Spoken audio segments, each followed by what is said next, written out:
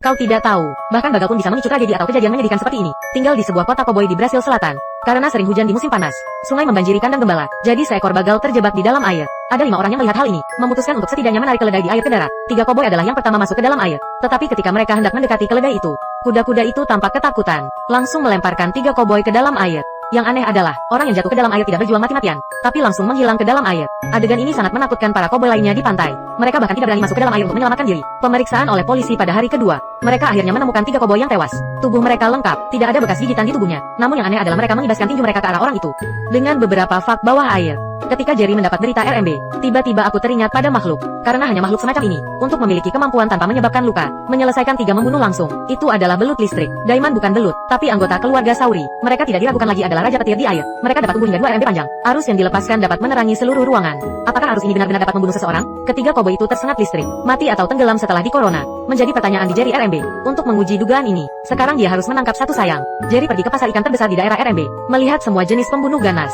Tapi tidak ada belut listrik sepanjang waktu. Nelayan setempat mengatakan kepadanya, dibandingkan dengan belut listrik kilat menyambar. Tapi ia lebih memilih menggenggam tangannya di colokan listriknya sendiri. Maka dalam keadaan putus Jay datang ke sungai di mana koboi dibunuh RMB, memutuskan untuk mencoba keberuntungan Anda dengan pancing untuk menghindari tersengat listrik. Sekarang dia mengkhususkan diri dalam memakai garis ikan nilon non-konduktor, sarung tangan karet dan terisolasi. Dengan goncangan tajam dari garis ikan, Jerry mendapat 1 RMB. Pilihlah ikan lele megah berukuran besar. Orang ini memiliki bagian yang hilang dari finsnya. Aku diserang oleh predator bawah air. Setelah ikan dilepaskan, Jilin pergi ke RMB lain, di tempat yang mungkin menghantui belut listrik. Tapi dia juga menggunakan instrumen yang lebih profesional kali ini, karena belut listrik itu setiap 10 menit ketika akan muncul ke permukaan dan mengambil napas mie.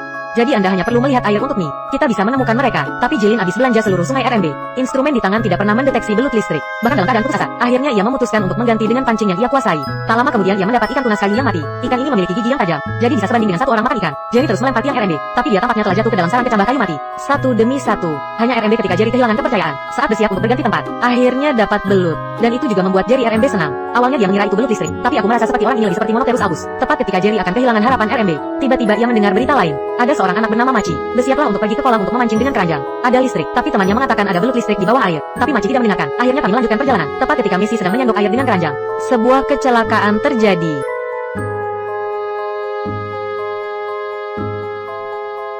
Teman-teman melihat ini, buru-buru mengambil cangkul dan mencoba menyelamatkan Messi. Namun sayangnya, dan akhirnya, hanya tubuh langsingnya saja yang diangkat. Tapi pada saat yang sama di lengan Messi, Anda juga bisa melihat belut listrik berkelok-kelok. Identifikasi forensik menunjukkan bahwa Messi meninggal karena serangan jantung. Tapi bukan berita tenggelam. Buat Jerry RMB lebih yakin, pulsa listrik melepaskan arus listrik yang dapat menyebabkan seseorang meninggal. Lebih tegas, Jerry RMB ide menangkap pulsa listrik. Jadi dia mengemasi poser lagi.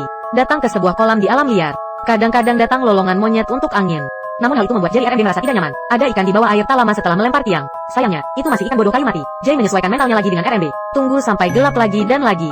Tapi tetap harus. Apalagi saat ini, hujan mulai deras. Ini tidak diragukan lagi ya untuknya.